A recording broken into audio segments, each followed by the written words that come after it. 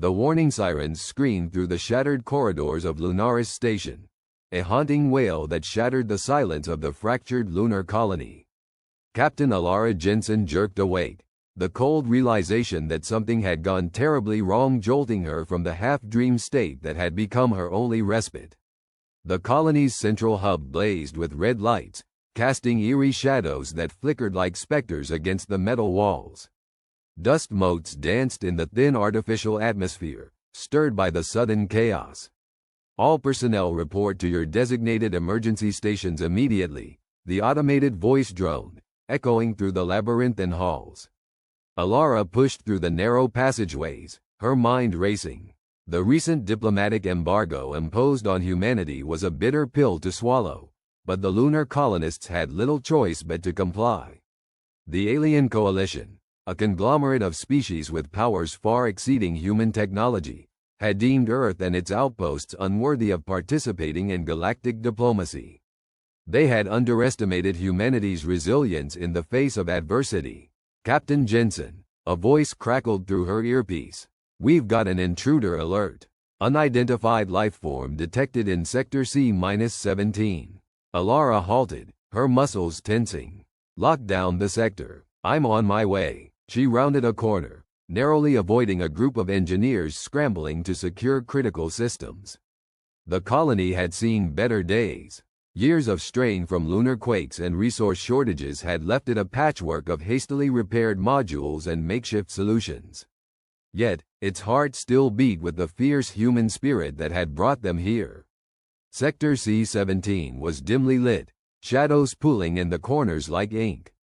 Alara slowed her pace, her eyes scanning the area for any sign of movement. Suddenly, a low humming filled the air, a vibration that thrummed through her bones. There, hovering just beyond the reach of the ceiling lights, was an alien drone, its sleek form almost invisible against the backdrop of metal and darkness.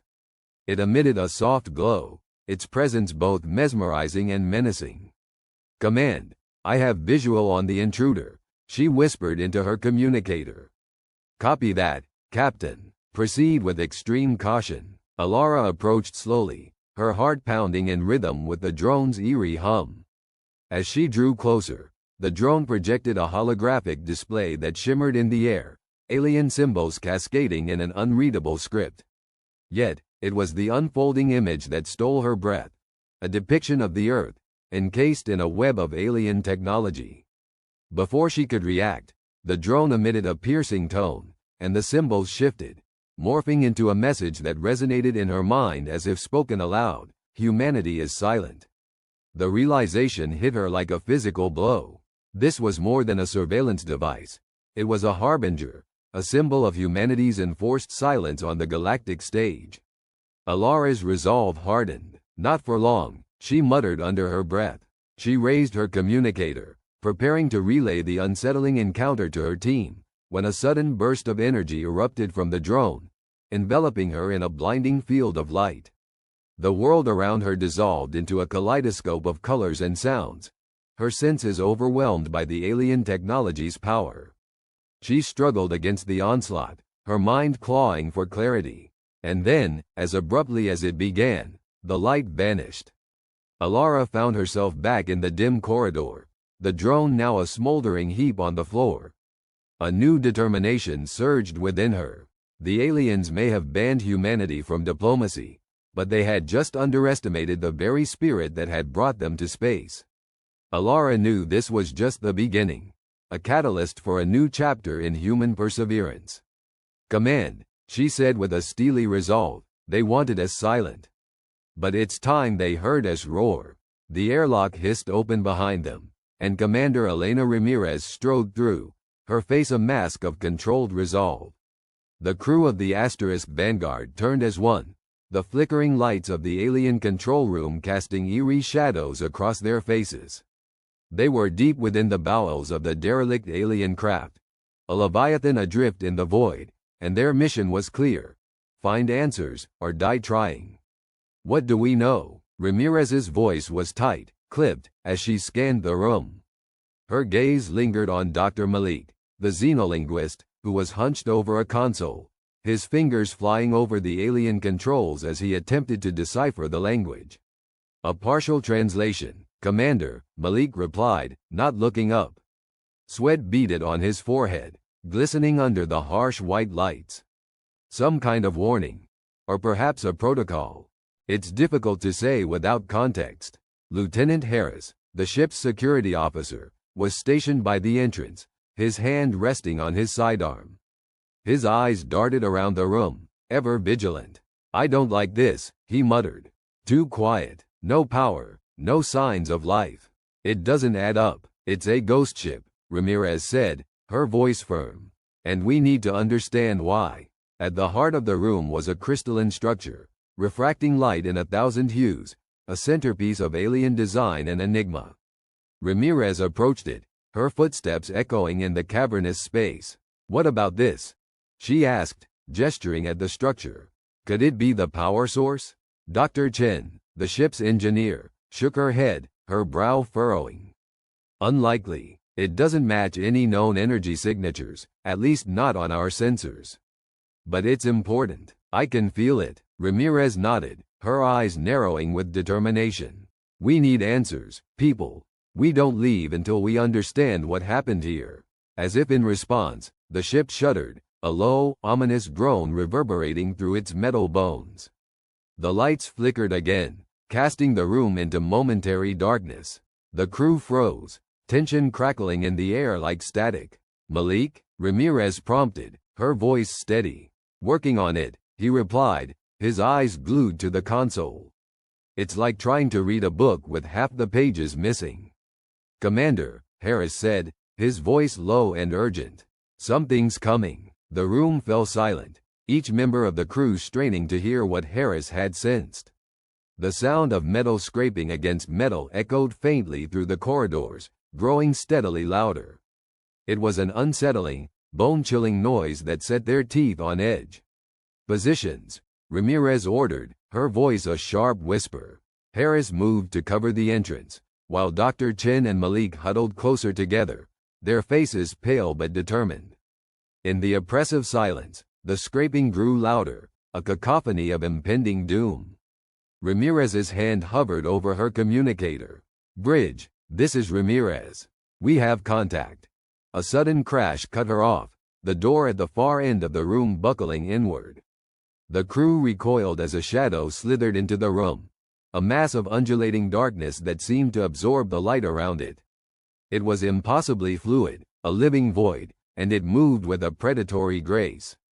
"Stand back," Harris shouted, drawing his weapon. He fired, the sharp crack of gunfire echoing through the room, but the bullets vanished into the darkness without a sound, absorbed into the creature's inky depths.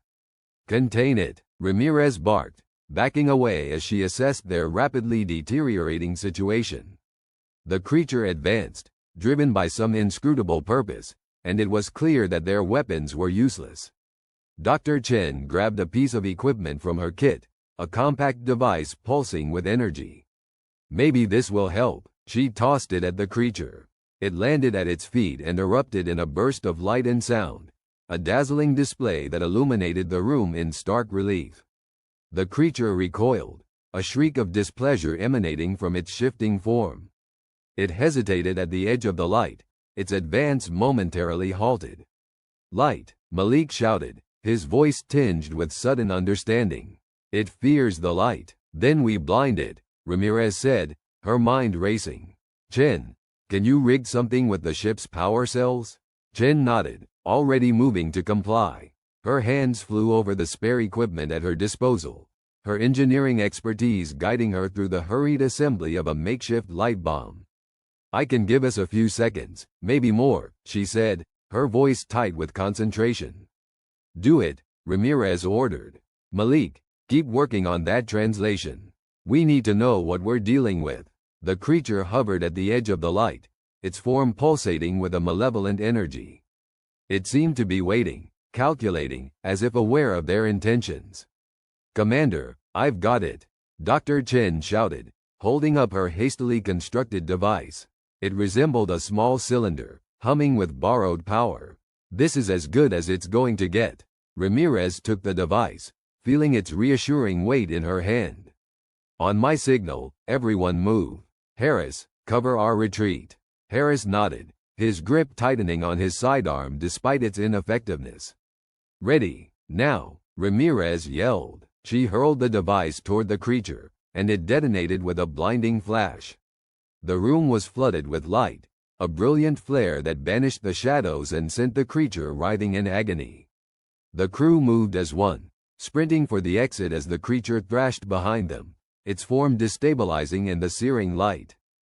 They dashed through the corridors, their footsteps a frantic drumbeat against the metal floor, driven by the knowledge that their lives depended on their speed. They reached the airlock, slamming the control panel to seal it behind them. The door clanged shut, and the oppressive silence descended once more, broken only by their ragged breaths.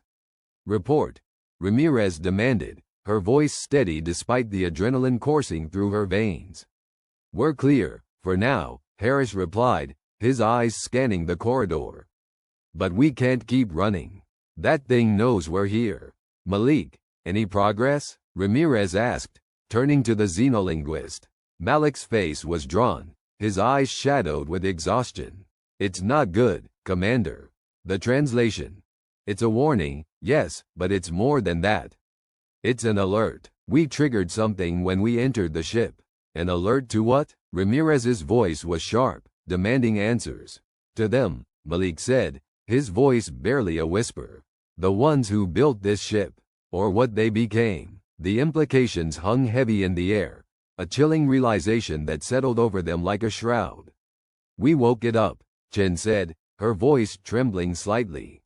Whatever was keeping that thing dormant, we broke it, and now it's after us, Harris finished grimly. Ramirez's mind raced, evaluating their options. They were isolated, surrounded by an alien threat they barely understood, and their time was running out. Then we need to find a way to stop it, she said, her voice resolute. Or at least slow it down long enough to escape. The control room, Malik said, a spark of hope in his eyes. If we can access the main systems, maybe we can re-engage the ship's defenses, or at least find a way to contain it. It's a long shot, Chen said, her expression doubtful. But it's all we've got. Then let's move, Ramirez ordered. Back to the control room. We need to take that chance. They retraced their steps, the corridors seeming even more foreboding in their urgency. The ship groaned around them, a living entity aware of their presence, its alien architecture both beautiful and terrifying. At the entrance to the control room, they paused, their hearts pounding in their chests. The creature was gone, but its presence lingered, a suffocating malaise that filled the room. Let's get to work, Ramirez said, her voice cutting through the tension. Malik, Chen, see what you can do. Malik returned to the console, his fingers flying over the keys in a desperate dance. Chen joined him, her engineering prowess focused on integrating their systems with the alien technology. Harris stationed himself at the entrance again, his eyes scanning for any sign of the creature. The moments dragged on, each second a lifetime as the crew worked against the clock. Commander, I think I've got something, Malik said, a note of triumph in his voice. It's an override, some kind of security measure. If I can activate it. The ship shuddered violently, cutting him off. The lights flared, then died, plunging the room into darkness. The creature had returned, its presence a suffocating pressure that threatened to crush them. Get it done, Malik, Ramirez shouted, her voice rising above the chaos. I'm trying. Malik's face was a mask of concentration, his hands moving with desperate speed. The creature loomed in the doorway, its form a swirling vortex of darkness. It surged forward, drawn to the heat and life of its intruders. Chen, now, Ramirez ordered, her voice a lifeline in the dark. Chen activated another of her devices, a flare of light that momentarily drove the creature back. But it was weaker this time, the light less potent, and the creature rallied quickly. We're out of time, Harris shouted, firing his weapon in a futile attempt to slow its advance. Almost there, Malik breathed, his eyes locked on the console. Just a little longer, The creature lunged, a tendril of shadow whipping toward them with lethal intent. Ramirez reacted instinctively, shoving Malik aside as the tendril sliced through the air where he had stood moments before. The console flared to life, alien symbols dancing across the screen as Malik completed the override. The ship responded, a deep thrum resonating through its structure as dormant systems powered up. "There," Malik cried, triumph and relief mingling in his voice. "It's done." The creature paused, its form wavering as the ship's defenses activated. A field of energy shimmered into existence, a barrier of light that pushed the creature back, confining it within the room. "We did it," Chen said, her voice a mix of disbelief and relief. "We contained it, for now," Ramirez said, her eyes locked on the creature. It seethed against the barrier, its rage palpable. "But we need to get out of here." As if echoing her thoughts, the ship groaned, a deep, resonant sound that sent chills down their spines. "What's happening?" Harris asked, his eyes widening in alarm. "The ship," Malik said, realization dawning. "It's waking up," and with it, so were the rest of the shadows.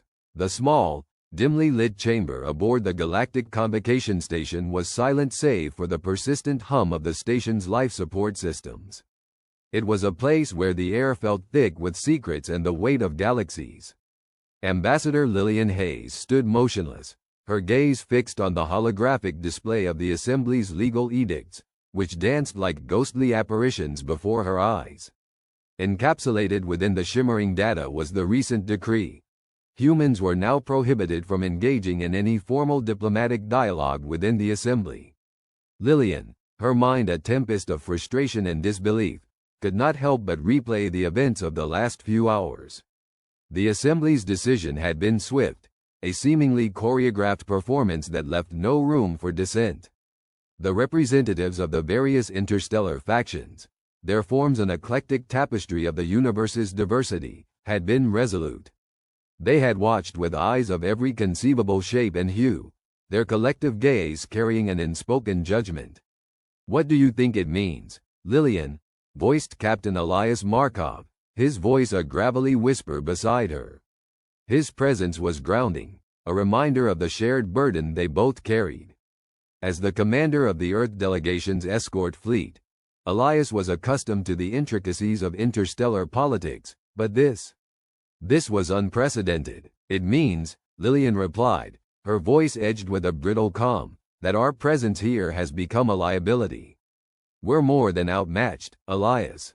We're isolated." Elias rubbed his chin thoughtfully, the lines of worry etched deeper into his rugged features. The station's artificial gravity was slightly stronger than Earth's, a subtle reminder that they were far from home. "The Assembly has never moved this quickly before. It's like they want us out of the game before we even know the rules." Lillian nodded, absent-mindedly tracing the outline of the holographic interface with her finger. "The other species must perceive something about us that we don't even see in ourselves. Or worse, they know something we don't." Their thoughts were interrupted by the soft chime of the chamber's door. It slid open to reveal Ensign Tara Patel, wide-eyed and breathless. "Ambassador, Captain, I've just come from the communications hub. There's something you need to see." Lillian exchanged a quick glance with Elias before they followed Tara through the labyrinthine corridors of the station. The walk took them past the myriad of beings that populated the convocation, a reminder of the vastness of the galaxy and the loneliness of their position within it. Once they arrived at the hub, the reason for Tara's urgency became clear. Floating in the center of the room was a holographic map of the Milky Way, pulsing with indicators of recent activity. A cluster of signals, marked ominously in red, flickered near the periphery of human-claimed space. "These signals," Tara explained, pointing to the cluster, "they're not just any movements. They're coordinated, and they're closing in on Sol at an alarming rate." Elias swore under his breath. "Do we know who they are?" Tara shook her head. "They're using a form of communication we've never seen before. It's almost digital and organic at the same time." Lillian felt a cold shiver trace her spine. The Assembly must be aware of this. Why haven't they informed us? The diplomatic ban. Is it related? Elias clenched his fists, his frustration palpable. We're being kept in the dark on purpose. Someone, or something, doesn't want us to be ready. Desperation clawed at the edges of Lillian's resolve. We need to warn Earth. They must prepare for whatever is coming. But how? Tara interjected, her voice laced with anxiety. With the ban, we have no direct channels of communication. Even our allies are silent. Lillian considered their options, her mind racing. There must be a way. We'll have to reach out through unofficial channels. See if any of the smaller factions are willing to help us. It's a gamble, Elias muttered, but it might be our only chance. As they deliberated, the hub's lights dimmed momentarily, then flared back to life. It was a subtle reminder of the fragility of their situation, and the potential for chaos lurking beneath the surface. The silence stretched between the three of them, a silent pact forming in the tension. They had to act, and quickly. But with every passing moment, the uncertainty thickened, wrapping around them like an unseen specter. Let's move, Lillian finally said, her voice firm. Tara, compile everything we know about those signals. Elias, see if you can find any traders, mercenaries, anyone who might have a listening ear. We need allies, even if they come at a price. The trio dispersed, each one deeply aware of the precariousness of their mission. The station, with its towering spires and endless corridors, seemed to echo their urgency, the mechanical hums and alien languages forming a haunting symphony. Hours later, Lillian found herself in the shadowed confines of an underdeck cantina, a place that reeked of stale ale and whispered secrets. It was here that the fringes of the galaxy gathered. Traders, smugglers, and outcasts, all those who lived between the stars and the laws that governed them. Opposite her sat Varys, a grizzled Orlean with a scar bisecting his leathery face. His compound eyes reflected the dim light with an unsettling brilliance. He was a known information broker, and if anyone could help, it would be him. "Ya know," Varys began, his voice a gravelly purr, "I hear things. Things about a certain ban on our human friends." Lillian remained composed, masking the tumult within. "And what do you hear about the signals on the edge of our space?" Varys chuckled, a dry rasp. "Ah, yes, the whispers of the void. They're not just signals, Ambassador. They're probes, scouts for something bigger, something ancient." The word hung in the air like a specter, and Lillian felt the chill of its implications. "Ancient?" Varys leaned closer, his voice dropping to a conspiratorial whisper. "They say it's a force that once roamed the stars long before our time. The Assembly knows, and they're terrified." Lillian narrowed her eyes. "And what do you gain by telling me this?" The Orlean grinned, revealing rows of needle-like teeth. "Perhaps I just enjoy seeing those who think they own the stars squirm. Or maybe, Ambassador, I see potential in humans. Potential that could tip the scales." "Potential?" Lillian echoed, the word a lifeline and a mystery. "What kind of potential?" Varys reclined, satisfaction evident in his posture. "That, my dear, is for you to discover. But I will say this. The Assembly might have barred you from the table, but they've underestimated the human spirit. And that, Ambassador, is their mistake." Lillian absorbed his words, a flicker of hope igniting within her. She stood, extending a hand. "Thank you, Varys. We'll find a way." He took her hand, his grip surprisingly firm. "Of that, I've little doubt. Just remember, the paths to salvation and destruction are often the same." Back in their quarters, Lillian relayed the meeting to Elias and Tara. The weight of the revelation settled heavily among them, a mixture of dread and determination. "We have to get this to Earth," Elias asserted, his voice resolute. "If these are scouts, then a larger force could follow." Tara, her fingers dancing over her datapad, looked up. "I've managed to tap into a few rogue satellite networks. It's risky, but we might get a message through." Lillian nodded, her mind already racing with possibilities. "Do it, and include everything we know about the Assembly's actions. The more information Earth has, the better prepared they'll be." As Tara worked, Elias approached Lillian, his expression softening. Lillian, about what Varys said. Do you think we can really make a difference? She met his gaze, seeing the worry and hope reflected in his eyes. I don't know, Elias. But I believe in us. I believe in what humanity can be, even if the galaxy doesn't see it yet. He nodded, a flicker of a smile crossing his features. Then let's show them, whatever it takes. As their message was transmitted into the void, a silence enveloped the room. It was the calm before a storm, a moment suspended between hope and despair. Outside the station, the stars twinkled with an ancient, indifferent light. Yet within that darkness, a new resolve burned brightly, a testament to the defiant spirit of humanity. The road ahead was uncertain, fraught with danger and the unknown. But Lillian, Elias, and Tara knew they were not alone. For somewhere, among the vast tapestry of stars, the heart of humanity beat strong, ready to face whatever shadows loomed on the horizon. The alien structure loomed above the desolate landscape like an ancient colossus, its smooth, obsidian surface absorbing the harsh light from the distant, dying star. Captain Elena Reyes and her crew had set out to explore its secrets, a venture that now felt more like a curse than a privilege. The environment suits they wore barely held the freezing temperatures at bay, and the air was thick with an unidentifiable metallic scent that clung to their lungs. As they crossed the threshold into the structure's cavernous interior, the crew's communication devices crackled with static, a sign of interference from the alien technology that was both awe-inspiring and unnerving. "Stay close," Reyes ordered, her voice steady despite the apprehension gnawing at her insides. Her team consisted of only 5 members now. They had lost 2 on the approach when the gravity anomaly had torn through their shuttle like tissue paper. "Captain, I'm picking up an energy surge," Lieutenant Kim said, his fingers dancing over the portable scanner. "It's like nothing I've ever seen.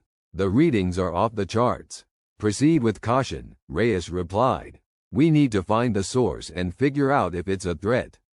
As they advanced deeper into the structure, the passageways became narrower, their surfaces pulsating with an eerie, bioluminescent glow. The walls seemed to hum with a life of their own, resonating with frequencies that wormed into the crew's consciousness, feeding unease. Then came the first obstacle. A massive door, intricately carved with alien symbols, blocked their path. It was seamless, without a visible mechanism to open it. Sergeant Dixon stepped forward, examining the symbols. "These markings. They look like they could be some kind of access code," he suggested. "Then we need to decipher it," Reyes said, nodding to Dr. Sophia Kerr, the team's linguist and xenologist. "Sophia, it's all yours." Dr. Kerr knelt by the door, her eyes tracing the complex patterns. "It's a logical sequence," she murmured, her mind working at a frenetic pace. "But there's a pattern here, hidden within the chaos."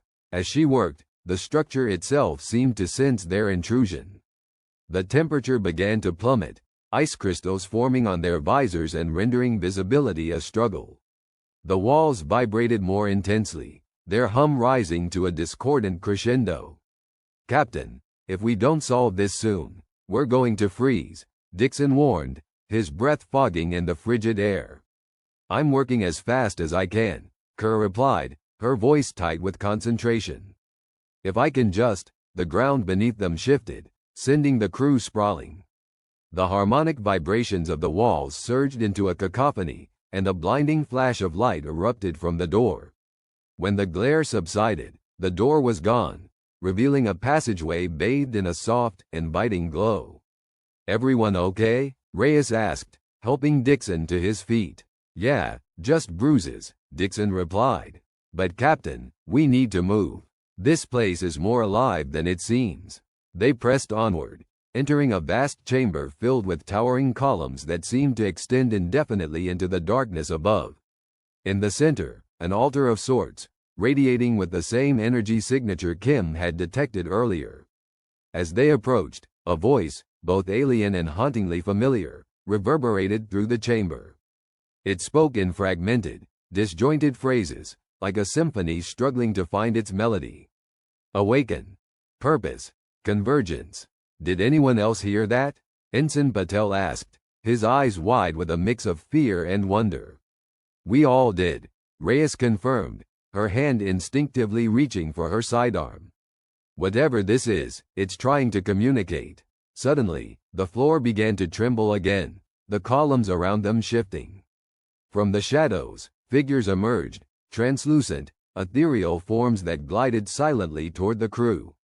They were alien, but their shapes bore an uncanny resemblance to human silhouettes. Stay calm, Reyes instructed, though her heart raced. We don't know if they're hostile. The figures halted, their forms flickering like candle flames in a storm. The voice returned, clearer this time, echoing with a mournful tone. Help, before, too late. What do you want us to do? Reyes asked, hoping the figures understood her plea. The chamber responded with a burst of images, projected into the air around them. Scenes of destruction and despair. Civilizations crumbling under forces beyond their control. Yet interspersed among the chaos were glimpses of humans, their faces resolute, their actions defiant. Reyes's mind raced. The structure wasn't just a relic.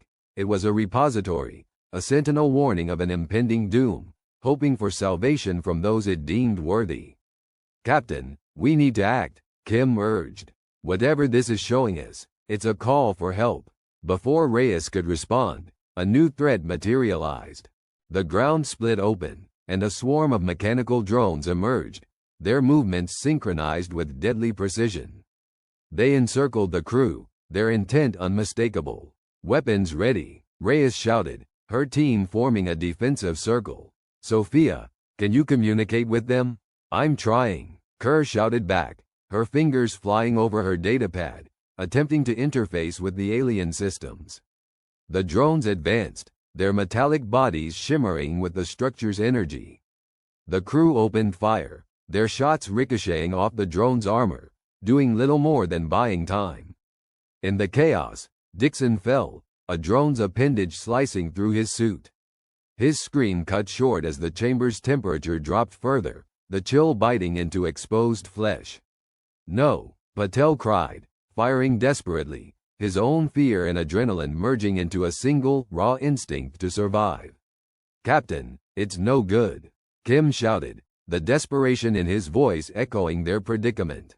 We're not equipped for this. Reyes's mind raced for solutions.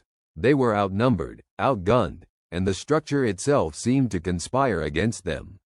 But the images, those glimpses of human resilience, spurred a spark of inspiration. Sophia, try to mimic the harmonic frequencies from earlier, Reyes ordered, her voice cutting through the chaos. Use them to disrupt the drone's systems. Kerr nodded, her fingers a blur as she manipulated the data. The chamber's vibrations shifted in response, the tones clashing and intertwining until a new resonance emerged. A human touch in an alien world. The drones paused, their movements erratic, as if caught in an invisible web. Reyes seized the moment, rallying her team. Now, push through to the altar. They surged forward, the drones faltering, their coordination disrupted by the harmonic interference. The crew reached the altar, its energy pulsing in sync with their makeshift signal. Kim accessed his scanner, fine-tuning their frequency alongside Kerr. If we can sync this with the structure's core, we might be able to shut down the drones for good. Do it, Reyes commanded, shielding Kerr from a stray drone as it spasmed in its death throes. With a final adjustment, Kerr and Kim unleashed a wave of energy that rippled through the structure. The drones froze, their systems overwhelmed by the human-crafted resonance, before collapsing into lifeless heaps. Breathless, the crew surveyed the aftermath, the silence of the chamber an eerie contrast to the battle that had just unfolded. But their victory was short-lived as the structure itself began to react, the bioluminescent walls dimming, the once warm glow turning cold and hostile. Captain, I don't think the structure liked what we did, Patel observed, his voice tinged with fear. It's like it's preparing to purge us. Reyes looked around, her mind racing for another solution. Their actions had saved them from the drones, but they had also triggered a defensive response from the structure itself. The energy in the altar began to fluctuate wildly, as if the Sentinel's plea for help was being replaced by an urgent demand for them to leave. "There's got to be a way to convince it we're here to help," Reyes said, more to herself than anyone else. She glanced at Kerr, who was still working furiously to re-establish communication with the structure. "I think I can send it a signal," Kerr said, her voice strained with concentration. "A message to show our intent, to show that we understand." "Do it," Reyes urged, feeling the walls close in with each passing second. Kerr crafted a message, a digital symphony of hope and cooperation, and sent it reverberating through the structure. The response was immediate. The walls shuddered, the chamber's glow intensifying to an almost blinding brightness. For a heartbeat, Reyes thought they'd succeeded. But then, the entire structure shook with a violent tremor, and the floor beneath them split open, threatening to swallow them whole. Reyes reached for Kim, who teetered on the brink, pulling him back to safety. "We need to move," she shouted, urgency driving them forward. The crew scrambled through the collapsing passageway, the structure unraveling around them. The once majestic columns crumbled, the ceiling splintering like glass. The Sentinel, now in its death throes, seemed intent on taking them with it. They sprinted toward the exit, the path behind them disintegrating into a void. The last remnants of the alien structure's consciousness reached out, the voice now a whisper in the chaos. "Survive, remember." With a final push, they burst into the open, the structure collapsing behind them in a cataclysmic symphony of destruction. Dust and debris filled the air, the ground trembling with the Sentinel's demise. As the dust settled, the crew lay sprawled across the barren landscape, their breaths ragged, bodies bruised but alive. Reyes looked back at the ruins of the alien structure, the weight of their narrow escape pressing heavily upon her. "We made it," Kim said, his voice a mixture of disbelief and relief. "But at what cost?" Kerr whispered, staring at the remnants of a civilization lost to time and circumstance. Reyes stood, her heart heavy with the knowledge of what they had witnessed, what they had survived. The Sentinel's warning echoed in her mind, a haunting melody that refused to fade. "We need to get back," Reyes said, determination and despair warring within her. "There's so much more we need to understand, so much more we need to prepare for." As they began their journey back to their damaged shuttle, the realization settled over them, a shadow of an impending darkness, a challenge that would test the very essence of what it meant to be human. And as the dying star cast its forlorn light over the desolate world, they knew their darkest moment lay ahead, a trial of resilience and ingenuity that would determine not just their survival, but the fate of their kind. The corridor lights flickered weakly, casting long shadows across the cold, metallic walls of the underground compound. The far-off rumble of heavy machinery reverberated through the structure, a constant reminder of the ongoing siege above. Captain Alara Nix stood at the center of the operations room, her gaze fixed on the holographic map that hovered in the air before her. The crimson markers, representing the alien invaders, crept ever closer, encircling the few dwindling pockets of human resistance. "We can't hold out much longer," Lieutenant Marcus Voss said, his voice tinged with exhaustion. He leaned heavily against the table, his face illuminated by the dim glow of the holographic display. "We've lost contact with the last two outposts. It's only a matter of time before they break through." Alara clenched her jaw, determination flaring in her eyes. "We can't think like that, Marcus. Not now, not when we're so close." "Close to what, Alara?" Marcus asked, his tone wavering between frustration and defeat. "We've been fighting for weeks. Our supplies are nearly gone, and our people are exhausted. The others, they believe it's over." "Let them think that," Alara replied, her voice steady and unwavering. "Let the invaders think that, too. It will make our next move all the more unexpected." Marcus studied her for a moment, the weight of despair momentarily lifted by her unyielding resolve. He knew she was right. Throughout history, humanity had found its greatest strength in the darkest of hours, and this time would be no different. "We received a transmission," Alara continued. gesturing to the communications console where a blinking dot signaled an incoming message. Codename: Phoenix. Marcus's eyes widened. You mean? Alara nodded. It's time to implement the plan. The plan had been a long shot from the start, a last resort strategy devised in the early days of the invasion when the extent of the alien threat became clear. The Phoenix Initiative was humanity's final gamble, a desperate bid to turn the tide against an enemy that seemed insurmountable. Do you really think it will work?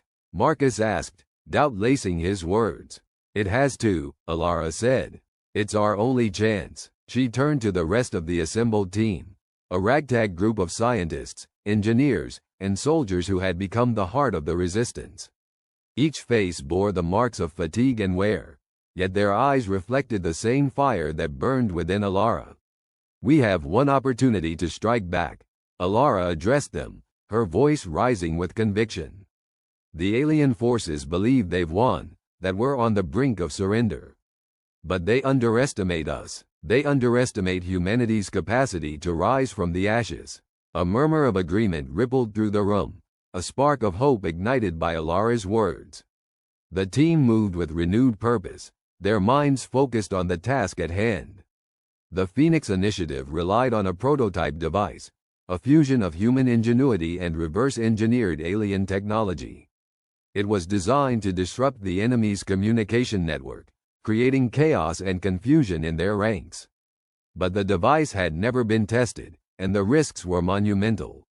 The plan required a small team to infiltrate the alien command ship, a colossal vessel that hovered menacingly above the city, its presence a constant reminder of humanity's plight. It was a mission fraught with danger, but there was no room for hesitation. Alara selected the team with care, choosing those who had proven themselves time and again under the most trying circumstances. Marcus, of course, was among them, as well as Dr. Zara Chen, the brilliant scientist whose expertise was crucial to the mission's success. As they prepared to depart, a sense of solemnity settled over them. They knew that this could very well be a one-way trip, but none of them wavered. Each was driven by a shared determination to fight for a future that seemed increasingly out of reach. The journey to the alien vessel was fraught with peril. They traveled through the decimated cityscape, slipping past alien patrols and utilizing the knowledge of hidden routes that only those who had lived through the invasion could possess. The world they moved through was a shattered reflection of what had once been, yet it was also a testament to humanity's resilience. As they neared the alien vessel, Alara felt the weight of history pressing down upon her. This was the moment when everything would change, for better or for worse. She glanced at her team, their faces set with determination, and knew that whatever happened, they would face it together. The ascent into the belly of the beast was a harrowing experience, each heartbeat echoing with the knowledge of the stakes they faced. The interior of the alien ship was a maze of corridors and chambers, its architecture both alien and familiar, a reminder of the technology that had been their undoing. Dr. Chen worked with precision, her fingers flying over the controls of the device as she calibrated it to interface with the alien systems. The others stood guard, their senses heightened, every shadow a potential threat. The moment stretched into eternity, each second drawn out by the tension that hung in the air. Finally, Dr. Chen let out a breath she hadn't realized she'd been holding. It's ready, Alara nodded, her mind racing with the possibilities that lay before them. She activated her communicator, sending a signal back to the compound. Phoenix is a go. The message was simple, but its implications were staggering. The device activated, sending a pulse through the ship's systems, a wave of disruption that spread like wildfire. Alarms blared, the ship's lighting flickered wildly, and the steady hum of the engines faltered. Time to move, Marcus urged, his voice a steady anchor amid the chaos. They navigated the ship's interior, moving with purpose even as the alien soldiers scrambled to regain control. The confusion worked to their advantage, allowing them to slip past defenses that would have been impenetrable under normal circumstances. But time was not on their side. The disruption would not last forever, and the ship's systems were already attempting to recalibrate. Alara knew they needed to reach the heart of the vessel, the command center, if they were to have any hope of crippling the alien forces. As they approached their destination, the resistance they encountered grew fiercer. The alien soldiers, driven by their own determination, fought with an intensity that matched the humans' own. Yet, Alara and her team pressed on, the thought of all they stood to lose propelling them forward. They reached the command center, a vast chamber filled with holographic displays and alien technology that seemed to pulse with a life of its own. The air was thick with the tension of the confrontation, the alien commander turning to face them with an expression of cold disdain. "You dare to challenge us?" the commander intoned, its voice resonating with an inhuman timbre. "Your defiance is futile." Alara stepped forward, her eyes locked onto the aliens. "Futile? Maybe, but necessary. We fight not just for survival, but for the right to chart our own destiny." The commander regarded her with something akin to curiosity, as if trying to understand the forces that drove humanity to resist against all odds. But understanding would not stay its hand, nor would it halt the conflict that raged around them. The battle that followed was fierce and chaotic, a clash of wills and technology that pushed each side to its limits. Alara's team fought with everything they had, drawing upon reserves of courage and ingenuity that had been forged in the crucible of their struggle. As the confrontation reached its apex, the device that had been their lifeline began to falter. The disruption it had caused was waning, and the alien systems were regaining their equilibrium. The team was outnumbered, outgunned, and facing the imminent collapse of their plan. Yet in that moment, as the odds seemed insurmountable, something shifted. Alara felt it, a change in the air, a surge of energy that was both familiar and unexpected. It was as if the weight of history, the collective will of humanity, was with them in that chamber. "Now," Alara shouted, the word carrying the weight of all their hopes and fears. Marcus and the others responded as one, their movements a coordinated dance of desperation and determination. They had come too far to turn back, and there was no room for hesitation. The device, though damaged, still held power. Dr. Chen, with the precision born of necessity, executed the final sequence, a last-ditch effort to tip the balance. The chamber was flooded with light, a cascade of energy that surged through the alien systems, overwhelming them in a final, decisive strike. The alien commander's expression shifted from disdain to shock, its arrogance replaced by a flicker of understanding, a recognition of the indomitable spirit that drove these humans to defy the inevitable. In that instant, the ship shuddered, its systems collapsing under the weight of the onslaught. The humans, battered and weary, stood in the heart of the storm, united by the knowledge that they had struck a blow for their kind. It was the breaking point, the moment when everything changed. The seeds of resurgence had been planted, and the tide of the conflict shifted ever so slightly. For the first time, the invaders were forced to confront the reality that their victory was not assured. As Alara and her team made their escape, the ship's systems continued to unravel, a testament to the power of human ingenuity and the refusal to surrender. They emerged into the night, the stars above a reminder of the vastness of the universe and the small but significant place humanity held within it. The battle was far from over, but the impossible had been achieved. In the darkest hour, when all seemed lost, humanity had risen from the ashes to fight another day. And in that struggle, they had found the strength to redefine their fate. The path ahead was uncertain, fraught with challenges yet to be faced. But in the hearts of those who had stood against the tide, there was a newfound hope, a belief that the future was theirs to shape. The alien sky loomed above the assembled congregation of starships, an indigo void punctuated by the stark silhouette of the Vantari Armada. Their ships hung like predatory birds poised to strike, each one a testament to the Vantari's prowess in warfare and diplomacy. It was a sight meant to inspire awe and submission in all who witnessed it. The Vantari had not anticipated resistance. They were a race that thrived on expansion through intimidation and conquest, confident in their superior technology and military might. Until now, their assumption had remained unchallenged. They had swept across the galaxy, subjugating lesser races and annexing their worlds with the ease of a cosmic tide eroding the shore. Yet, as their flagship, the Imperius, floated above the Earth like a malevolent deity, the Vantari began to sense that this time might be different. Humanity, despite its seemingly primitive technology and fractured global unity, had not capitulated. Instead, the humans had responded with an unanticipated tenacity. In the command hub of the Imperius, High Consul Vorik watched the projection of Earth, a blue-green gem amidst the stars, with eyes narrowed in contemplation. The humans had refused the diplomatic overtures disguised as ultimatums. Instead of surrendering, they had issued their own response, a simple, unyielding declaration of sovereignty. "Transmit the report from the ground units again," Vorik ordered, his voice a low rumble that carried the weight of authority. He wanted to review the details himself, to understand the peculiar defiance of these humans. The report flickered into view on the holo display, recounting the initial skirmishes. Vorik noted the humans' strategic use of terrain and their adaptation to the Vantari's superior weaponry. They had turned their cities into fortresses, utilizing guerrilla tactics that rendered the Vantari's technological edge less effective than anticipated. "They're resourceful," Vorik admitted grudgingly, his gaze shifting to his aides. "But resourcefulness alone will not save them."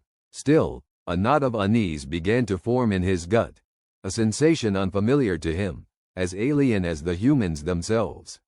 On the ground, beneath the shadow of the encroaching Vantari dreadnoughts, humanity prepared. In bunkers and command centers across the planet, the leaders of Earth's disparate nations convened, setting aside long-standing grievances in the face of a common threat.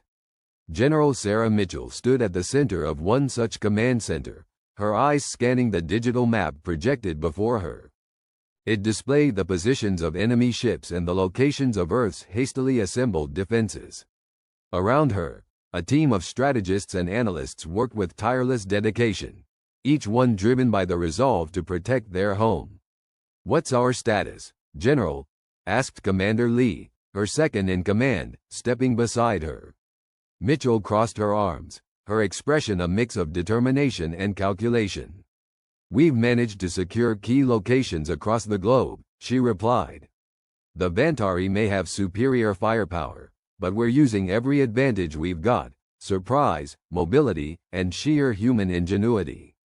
Lee nodded, his gaze lingering on the red indicators marking enemy positions. "And the new technology? Are we ready to deploy it?" Mitchell's eyes flickered with a glint of anticipation.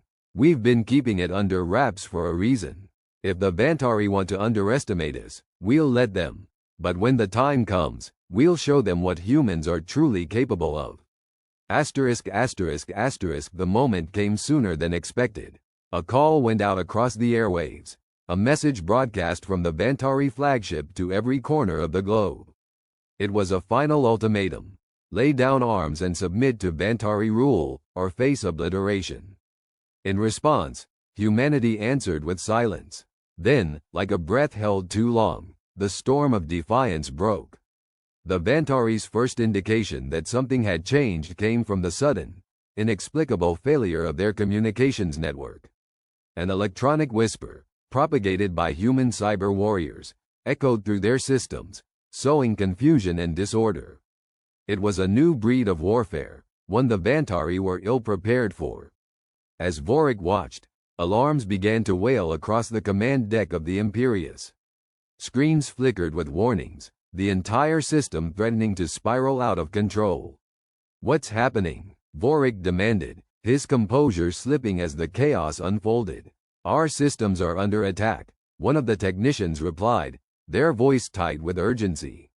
"It's a cyber assault, unlike anything we've encountered before. They're adapting, evolving even as we speak." Vorik's eyes widened, disbelief giving way to a cold realization. The humans were not merely resisting. They were counter-attacking, striking back with a sophistication that belied their apparent technological inferiority. Far below, in the midst of the chaos of urban warfare, Squads of human soldiers moved with a newfound confidence. Armed with weapons that combined human ingenuity with reverse-engineered Vantari technology, they launched a series of coordinated strikes against the invaders. Energy shields shimmered around them, absorbing incoming fire, while drones buzzed overhead, providing real-time intelligence and support. Private Elena Torres, a member of one such squad, felt the adrenaline coursing through her veins as she ducked behind cover, her rifle cradled in her arms. The air was thick with the sound of battle, a cacophony of explosions and gunfire. "Torres, on your left," her squad leader shouted, and she pivoted, her rifle spitting fire as she engaged a group of Vantari soldiers advancing through the rubble. The Vantari fell back, their confidence shaken by the humans' unexpected ferocity. They had anticipated an easy conquest, a swift subjugation of a primitive race. Instead, they found themselves locked in a battle for survival against an opponent that refused to yield. As the skirmish ended, Torres glanced at her squad mates, a fierce grin spreading across her face. "Is it just me, or are these guys starting to look worried?" Her squad leader chuckled, a hint of pride in his voice. "They underestimated us. Now, they're learning the hard way. Humans don't give up." *******. In the heart of the Vantari command structure, Vorik watched as reports of failures and setbacks flooded in. The humans had turned the tide, leveraging every advantage and exploiting every weakness in the Vantari's strategy. It was a humiliating reversal, one that gnawed at the core of Vorik's pride. But beneath the frustration lay a grudging respect for the tenacity and ingenuity of these humans. "High Consul," one of his aides said, their voice strained, "we need to reconsider our approach. This is not a conventional opponent. They're unpredictable, adaptable." Vorik nodded slowly, his mind racing as he considered the options. The Vantari's usual tactics would not suffice. They needed to adapt as well, to meet the humans on their own terms. "Prepare to withdraw the outer units," Vorik ordered, making a decision that went against every instinct of his species. "Regroup and reassess our strategy. The humans are not the prey we thought they were." Back on Earth, the realization of their victory spread slowly, like dawn breaking over a darkened land. The Vantari had retreated, their ships pulling back to regroup and reconsider their position. In the command center, General Mitchell allowed herself a rare moment of satisfaction. The humans had held their ground, turning what had seemed an inevitable defeat into a demonstration of their resilience. "It's not over yet," Mitchell said, her voice tempered with caution. "But we've shown them what we're capable of. We've bought ourselves time." Commander Lee nodded, the weight of the past days evident in his eyes. "And when they come back, we'll be ready for them." Mitchell's gaze turned to the digital map, now showing the Vantari ships in retreat. The humans had proven their worth, their determination to defend their world at any cost. As the command center buzzed with the activity of preparation and reconstruction, Mitchell knew that the true battle was yet to come. But in that moment, there was hope, a belief that humanity's greatest strength lay not in their technology or their weapons, but in their spirit, their unwavering will to stand together against the darkness. And as the sun set on a world forever changed by first contact, it was clear to all that humanity would not be underestimated again. As the alien mothership loomed over Earth's atmosphere, its shadow cast a dark pall across the continents below. Within its walls, the Zilthar leadership watched the planet with cold detachment. They had monitored humanity for decades, their advanced technology allowing them to study Earth's inhabitants from a distance, convinced of their superiority and unchallenged dominance. The humans, they believed, were little more than primitive creatures, amusing in their naivete but ultimately inconsequential. But now, as their invasion force prepared to descend, a strange unease began to ripple through the Zilthar ranks. It was an unfamiliar sensation for a species that had never before encountered resistance. The humans had been defiant, resilient, traits the Zilthar had not anticipated. And now, even as the countdown to their deployment ticked closer to zero, the humans were making their move. On Earth, In a control room buried deep within the Rocky Mountains, a team of scientists and military strategists huddled around a holographic display. The room buzzed with tension and anticipation, but there was a shared sense of resolve. At the center of it all stood Dr. Emily Carter, a physicist whose work had been pivotal in the looming counteroffensive. Her eyes glowed with a determined light, her mind racing with the possibilities. "They underestimated us," she said, her voice steady, echoing through the room. "They think we're just fighting for survival, but we're about to show them what humanity is truly capable of." Around her, the team nodded, their fingers dancing over touchscreens and keyboards, each keystroke a note in the symphony of their impending counterattack. Satellites soared through the heavens above, their sensors locked onto the alien ship, feeding back data in real time. The room was a hive of activity, but beneath the surface ran a current of unyielding resolve. Across the planet, humans prepared. From the deserts of Nevada to the ice fields of Antarctica, from bustling cities to remote villages, a synchronized effort unfolded. It was not just technology that was marshaled, but the indomitable human spirit. Artists painted murals of resistance, musicians composed symphonies of defiance, and poets wrote verses of hope. Humanity was united as never before. On board the Zilthar mothership, Commander Zalaris paced the command deck, his eyes fixed on the holographic display of Earth. His confidence was unwavering, bolstered by centuries of dominance over lesser species. Yet, as the first wave of drop pods launched, a creeping doubt gnawed at the edges of his mind. He dismissed it, attributing it to the unfamiliarity of this new quarry. "Proceed as planned," he commanded, his voice resonating through the ship. "The humans will learn the futility of resistance." Back on Earth, a signal was sent from the control room, a single pulse of energy that reached out across the void, a message in a bottle. It was a gamble, a desperate hope, the culmination of years of research and sacrifice. As it reached the alien ship, it infiltrated their systems, a digital ghost slipping through firewalls and security protocols with surgical precision. Suddenly, the Zilthar mothership's lights flickered, and the hum of its engines faltered. Commander Zalaris's eyes widened as alarms blared around him, the holographic display stuttering and glitching. "What is happening?" he demanded, his voice tinged with disbelief. The humans had done it. They had found a way to exploit a flaw in the Zilthar technology, a vulnerability overlooked in their arrogance. The signal, crafted with care and genius, was unraveling the alien systems like a thread pulled from a tapestry. On Earth, Dr. Carter and her team watched the effects unfold on the screen. "We've got them," she whispered, a fierce grin breaking across her face.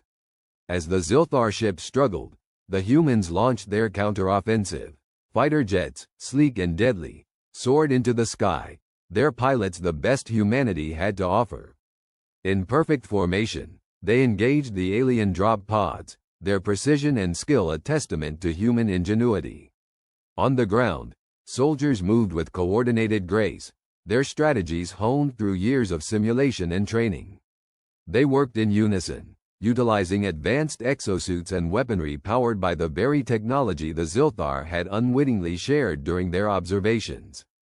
This was humanity's answer, a seamless blend of mind and machine, of heart and resolve. The Zilthar drop pods, once symbols of their supremacy, found themselves met with an unexpected ferocity. The humans were not retreating, they were advancing, pushing back with an intensity that shook the invaders to their core. The landscape of battle transformed into a stage for human excellence, every soldier a testament to their species' capacity for adaptation and courage. From the depths of the Atlantic, submarines launched torpedoes that streaked through the ocean with lethal intent, targeting the alien vessel's weaker points identified through careful study. The sea itself seemed to rise in defense, waves crashing with renewed vigor against the mechanical invaders. In the skies, the northern lights danced, a natural phenomenon amplified by the electromagnetic disturbances caused by the unfolding struggle. They cast an ethereal glow across the battlefield, painting a picture of humanity's fight, a dance of color and light, hope and defiance. On the alien ship, chaos reigned. Zalaris watched in horror as his fleet, once a bastion of invincibility, crumbled under the human onslaught. The very systems designed to protect them were turned against them by the human ingenuity they had so thoroughly underestimated. "We need to regroup," Zalaris ordered, his voice strained. But even as he spoke, he realized the futility. The humans were in control now, their mastery of the situation undeniable. Dr. Carter stood at the center of the control room, her eyes never leaving the holographic display. She felt the weight of history on her shoulders, the culmination of years of work and sacrifice. This was the moment, the decisive turning point. Humanity had risen to the challenge, defying the odds, proving their worth, not just to the Zilthar but to themselves. As the alien ship faltered, its once imposing form now a shadow of its former self, Earth rallied. The world watched, transfixed, as humanity stood united, a beacon of resilience and strength. This was their moment of triumph, a testament to what they could achieve when they stood as one. The Zilthar, once confident in their superiority, now faced the harsh reality of their misjudgment. They had underestimated humanity's capacity for innovation, their ability to adapt, and most of all, their indomitable spirit. The humans were not just survivors, they were warriors, creators, a force to be reckoned with. In the control room, a cheer erupted as the mothership began its descent, its systems crippled by the human counterattack. It was a moment of catharsis, a release of pent-up tension and fear. They had done it. They had turned the tables, secured victory not just for today, but for the future of their species. As the alien ship plummeted towards the ocean, its fate sealed by its own hubris, Dr. Carter allowed herself a moment of reflection. Humanity had stood at the precipice and emerged victorious, not through brute force alone, but through unity, intelligence, and a refusal to bow to fate. "Let this be a lesson to all who would underestimate us," she said softly, her voice carrying the weight of their triumph. "We are humanity, and we will not be defeated." And so, as the alien vessel disappeared beneath the waves, the world breathed a collective sigh of relief. This was not just a victory against the Zilthar, it was a declaration to the cosmos.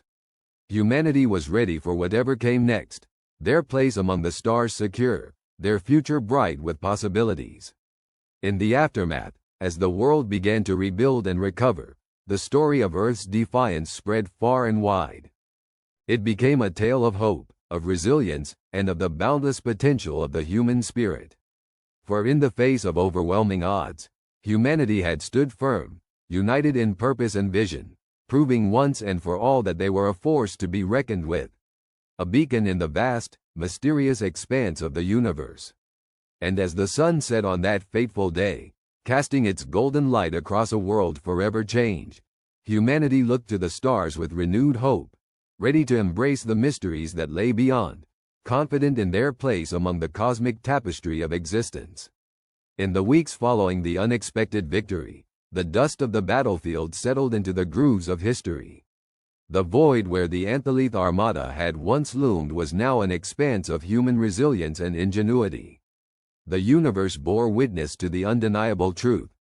Humanity had not just survived, it had thrived against the odds. On board the SSV Resolute, Captain Elena Voss stood on the bridge, her eyes tracing the distant stars that had once seemed so indifferent to human plight. The crew milled about, each of them moving with a newfound purpose, no longer driven by the fear of annihilation but by the burgeoning possibilities of the future. It was a quiet, contemplative victory, a testament to the fact that humanity could stand among the stars with dignity and strength. Elena's thoughts drifted to the pivotal moment when the human fleet, outnumbered and technologically outmatched, had turned the tide. It wasn't through brute force or superior firepower, but through the collective will and ingenuity that had always defined her species. They had tapped into the very essence of what it meant to be human, the capacity to adapt, to learn, and to hope even when all seemed lost. Down in engineering, Ray Corinne was recalibrating the ship's energy matrix, still marveling at the simplicity of the solution that had eluded even the most advanced AI systems. The key had been to synchronize the ship's quantum processors with the natural oscillations of space-time, a feat only possible through the intuitive leaps of human thought. Ray looked up from his work, nodding to a passing crew member who offered a thumbs up. It was a silent acknowledgement of their shared triumph, a victory born not of one, but of many. On a research outpost orbiting the now deserted Anthelith homeworld, Dr. Tessa Callahan was deep in study. The secrets of the Anthelith, once a formidable mystery, lay open before her. She felt a pang of sorrow for the species they had vanquished, understanding now that their aggression had been born of desperation, their world ravaged by resource depletion and societal collapse. In defeating them, humanity had not just saved itself, it had uncovered the tragic narrative of a fallen empire, serving as a stark reminder of paths not to tread.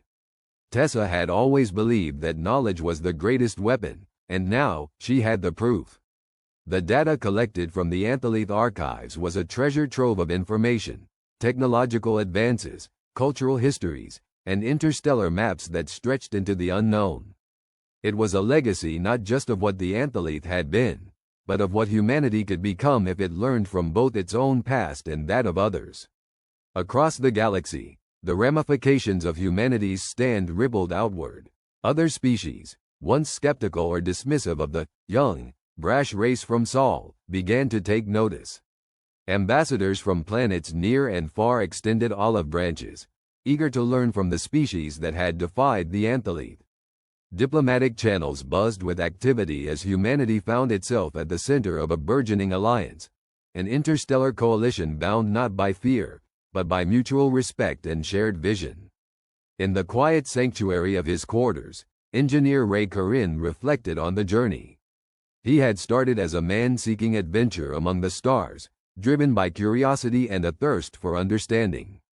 Now, he found himself a part of something far greater, a chapter in humanity's ongoing saga. The victory had rekindled something in him, a belief that the stars were not just distant points of light, but destinations, each with its own story waiting to be told. For Captain Voss, the victory was bittersweet. She had lost friends, comrades who had stood beside her, their lives extinguished in the heat of battle. Yet, in their sacrifice, she found renewed purpose. The Anthelith conflict had taught her that leadership meant more than commanding a fleet. It was about guiding her people through the darkness and into the dawn. She resolved to honor their memory by charting a course towards a future where such conflicts might be avoided.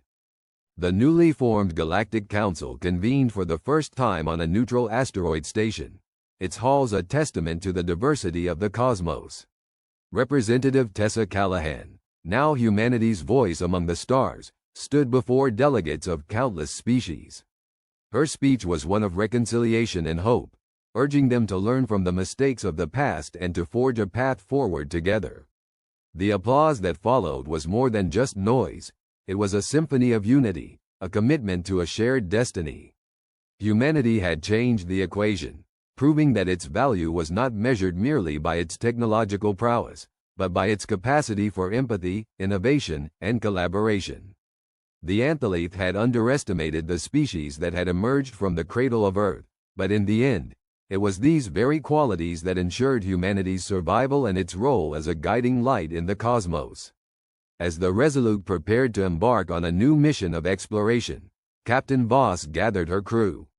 The bridge was filled with familiar faces, each bearing the marks of recent trials but also the glow of renewed hope. Voss's voice, steady and unwavering, cut through the silence. Today, we set sail not just as explorers, but as ambassadors of a future we have earned. Remember that each of you carries the legacy of those who came before, and the promise of those who will follow.